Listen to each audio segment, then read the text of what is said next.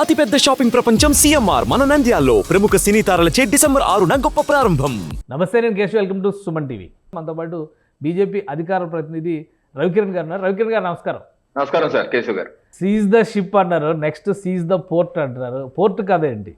మీరు కాకినాడలోనే ఉంటారు కాబట్టి అసలు ఏం జరిగింది ఏంటి? ఆ పోర్టు పూర్తిగా అక్రమ లావాదేవీలకి కేంద్ర స్థానం అయిపోతుంది అంటున్నారు. ఏం చెప్తారు? ఇప్పుడు రేషన్ బియ్యం ఉంది సార్, ఇలాగా రేషన్ బియ్యం ఎగుమతి అవుతుంది. దాని అక్రమ రవాణా అని మన ఇంత చూపించారు సర్క్యులర్. అక్రమ రవాణా అని ఎలా అంటాం? స్మగ్లింగ్ ఎలా అంటాం? డ్రగ్స్ వస్తే రేపు ఆర్డీఎక్స్, అందరం కళ్ళు మూసుకుంటే ఆర్డీఎక్స్ కూడా వస్తుంది, దేశానికి ముప్పు అంటున్నారు కదా. సో ఏం జరుగుతుంది మరి ఆ పోర్ట్ లో? అంత భద్ర అక్కడ మా కాకినాడ పోర్ట్ లో మెరైన్ పోలీస్ ఉందండి, మెరైన్ కోస్ట్ గార్డ్ ఉంది, మెరైన్ ఉన్నారు, కోస్ట్ గార్డ్ ఉన్నారు, కస్టమ్స్ ఉన్నారు, అందరూ ఉన్నారు. ఇది అంచెలంచెలుగా జరుగుతుంది. మెరైన్ అంటే నాకు తెలిసి subject to correction 12 nautical miles దాటాక మెరైన్ పోలీసులు వస్తే, ఆ తర్వాత నేవీ వస్తుంది. ఓకే, 12 నాటికల్ మైల్స్ లోపు ఈ కస్టమ్స్ వీళ్ళందరూ వస్తారు. సో అన్ని పోలీసు భద్రత ఉంది.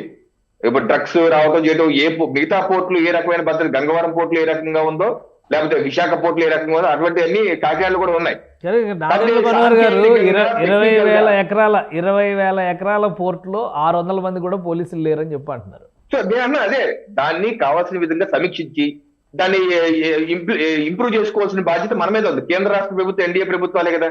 ఒకవేళ తక్కువ ఉందనుకోండి, భద్రత పెంచుకుందాం. ఇప్పుడు ఆ మూడు చెక్ పోస్టుల నుంచి లోపల పోర్టులకు ఎలా వచ్చింది?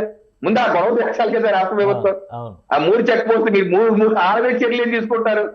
ముందు అక్కడ సాల్వ్ చేసుకొని, అక్కడ ఇక్కడ ఎన్డీఏ ప్రభుత్వమే కాబట్టి కేంద్ర రాష్ట్ర ప్రభుత్వాలు కూర్చొని ఇంకా ఏ రకంగా మెరుగుదల చేయాలి, చట్టాలు ఏ రకంగా మార్చాలి, కేంద్ర ప్రభుత్వ చట్టాలు ఏ రకంగా మార్చాలి, లేదా రాష్ట్ర ప్రభుత్వ చట్టాలు ఏ రకంగా భద్రత పెంచుకోవాలి, దానిలో నిర్వహణ అవసరం.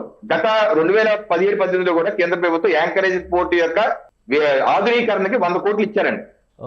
ఆధునీకరణ జరిగింది కూడా మోదీ గారి ప్రభుత్వం ఇచ్చిన డబ్బులతో ఆధునీకరణ జరిగింది. థ్యాంక్ యూ రవికిరణ్ గారు విశ్లేషణ అందించినందుకు. ఇది స్పెషల్ డిస్కషన్.